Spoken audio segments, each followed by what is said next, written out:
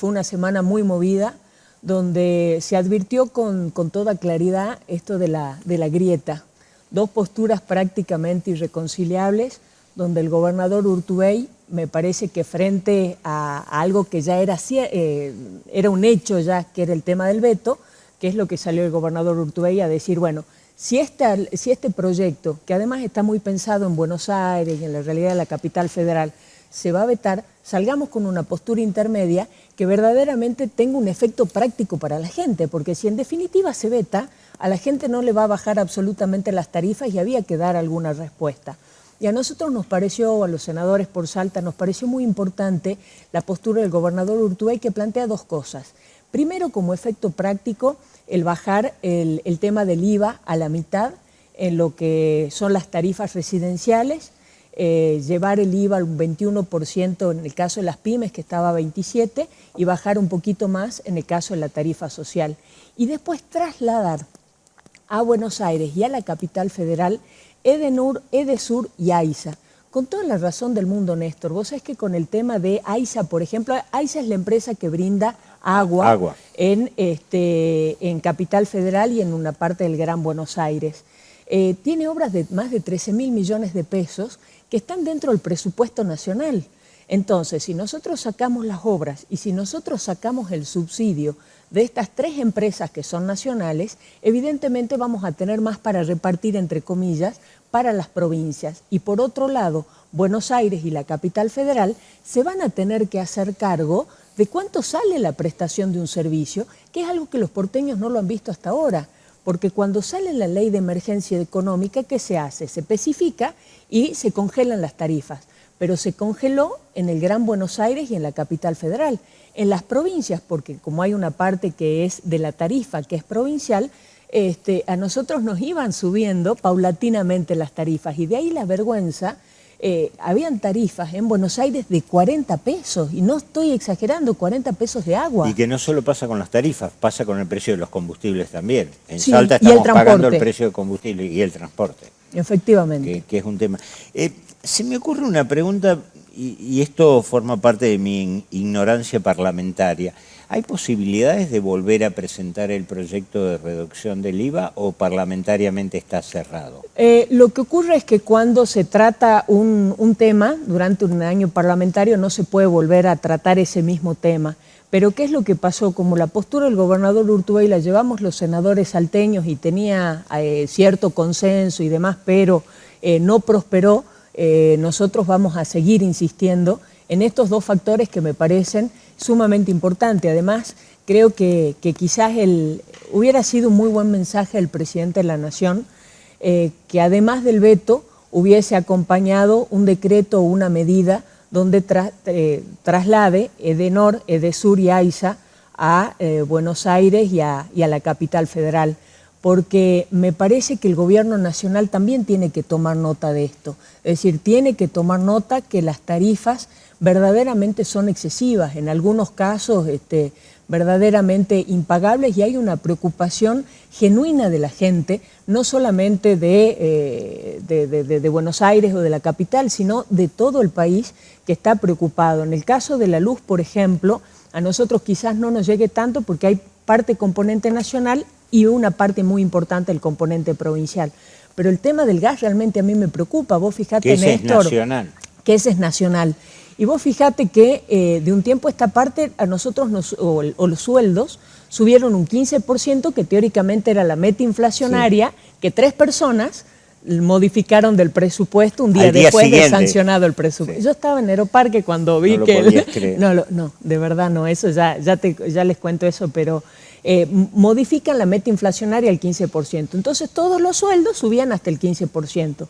Y Aranguren, que tiene el 83% de su patrimonio afuera del país, nos sube las tarifas todos un 40%. Entonces no hay relación de cómo va subiendo los sueldos o los salarios con lo que va subiendo las tarifas. Y ahí la Corte Suprema tiene un fallo muy interesante en el 2016, donde dice que las tarifas tienen que ser justas, tienen que ser razonables y tienen que tener una correlación con la capacidad de pago del usuario. Me parece que el presidente debiera tomar nota después del veto de esta circunstancia y quizás tomar un poquito de las ideas del gobernador Urtubey que llevarían o alivianarían un poco el bolsillo de todos los usuarios, ¿no? En lo personal, yo se lo he propuesto los otros días acá a Urtubey. Urtubey reaccionó rápido y dijo, bueno, algo de eso estamos haciendo con Edesa. Pero lo que yo digo, hoy hay tecnología para medir el nivel de subsidios en función del consumo. Sí. Porque hay algo que es casi discriminatorio. Es decir, yo me acuerdo, yo era chico, vos no eras ni un proyecto, cuando yo era chico, y Ovino tampoco. Yo me acuerdo, a vos te atendían en el hospital público si llevabas certificado de pobreza. Te estoy hablando años 60 y pico. Entonces era degradante, vos tenías que ir a la policía y decir, señor, soy pobre. Entonces el policía te preguntaba, te iba a ver, no había asistente social ni nada y te daba un certificado de pobreza. Una cosa horrenda. Bueno, algo parecido pasa ahora. Nada más que no te van a dar tarifa social si tenés un auto de 10 años de antigüedad. Sí. De menos de 10 años de antigüedad no te van a dar tarifa social. Es degradatorio, es discriminatorio, es horrible. Digo, ¿por qué no hacen subsidios? Tomás un parámetro de consumo, que eso lo tienen todas las distribuidoras, es decir, de acá para abajo subsidio, de acá para arriba incremento el precio. Sí. Y de esa manera, el que más tiene, más paga, y el que más paga ayuda al que no puede pagar. Me parece que trabajar sobre esa base es completamente distinta a la que tal barrio es de pobre, tal barrio es de rico, y no importa lo que consuman. Sí, coincido plenamente, y aún en el caso del consumo mayor también tener algunas precauciones nada más porque existe en nuestro país y se da en nuestra provincia que por razones económicas hay varias familias que viven en una sola vivienda. Correcto, entonces de repente totalmente. tienen mucho consumo Sí. Y uno dice, bueno, si tienen mucho consumo es porque tienen muchos ingresos, tienen que pagar más, y no.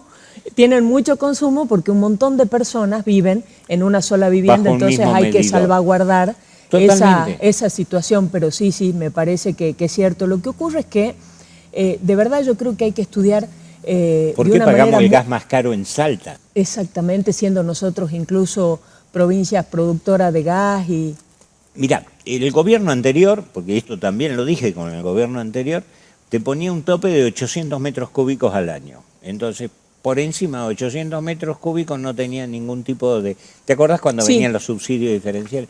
Y yo le decía, y se lo he dicho a algunos funcionarios nacionales que lamentablemente a veces no vienen tanto, yo le decía, en San Antonio de los Cobres, ¿sabés qué temperatura va a ser mañana en San Antonio de los Cobres? 4 grados bajo cero. Sí. Bueno, para los legisladores de Salta fue todo un tema llevarle las pruebas, entre comillas, al ministro Aranguren de las particularidades de San Antonio de los Cobres, porque en un principio partían de la base que como Salta es una provincia cálida, no se daban esas situaciones, así que tuvimos que acompañar cuáles eran las temperaturas, cuáles eran las particularidades de San Antonio de los Cobres para que tengan una tarifa diferencial. Y un tema más, Néstor, que me parece importante y sobre todo con el tema del gas. El presidente de la Nación considera que cobrando tarifas excesivas nos va a obligar a ahorrar, cuando en realidad lo que está demostrado, sobre todo con el tema del consumo del gas, que no tiene que ver tanto con lo que sale el servicio, sino con la necesidad por las bajas temperaturas. Y la gente, ¿qué es lo que hace?